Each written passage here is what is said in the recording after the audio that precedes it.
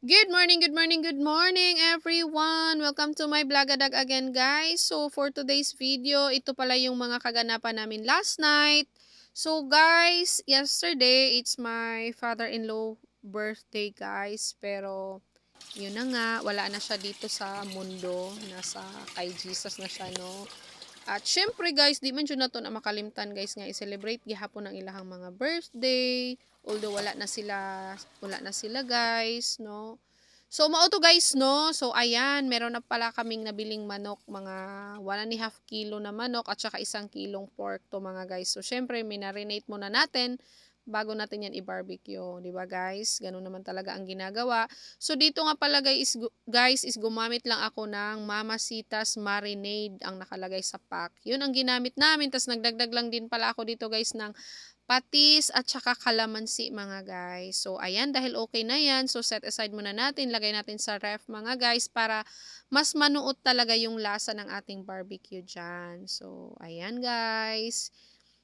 Oh, nakita nyo naman, nilagay ko na yan siya sa ref. Tapos may nakita pala ako ditong, ayan guys, mansanitas. Hindi nga guys, yung strawberry naku, ang asim. Sobrang asim talaga guys, as in.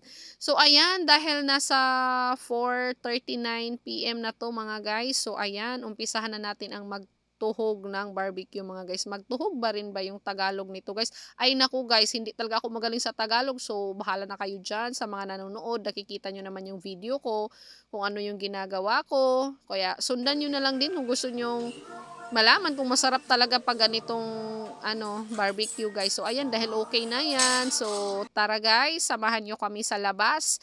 Dito kami mag-ihaw guys. Dito kami magba-barbecue mga guys kasi mas okay sa labas, no? Alangan naman sa loob, nako, mangangamoy barbecue tayo niyan, guys. So, buti na lang talaga, andito yung mga dalawang gwapo sa bahay, no? Ayan, napadali yung aming trabaho, guys. Pag ano naman talaga, guys, magluluto ako dito, guys, luto serye. Andyan yan sila, guys. Pag andyan yan sila, guys, nako, napapadali yung trabaho ko. Siyempre, dahil kakain kami, tulong-tulong talaga yan, guys. So, ayan, guys, napagod na. Hindi nga guys, hindi na pagod yan. Medyo pagod lang ng konti. Pero guys, talaga, promise ang sarap. O, ayan, dahil okay na yung chicken, isunod naman natin yung ating pork mga guys. So, minsan-minsan, okay din naman to mga guys. Wag lang araw-araw barbecue ha, kasi hindi maganda yun sa katawan din mga guys, no?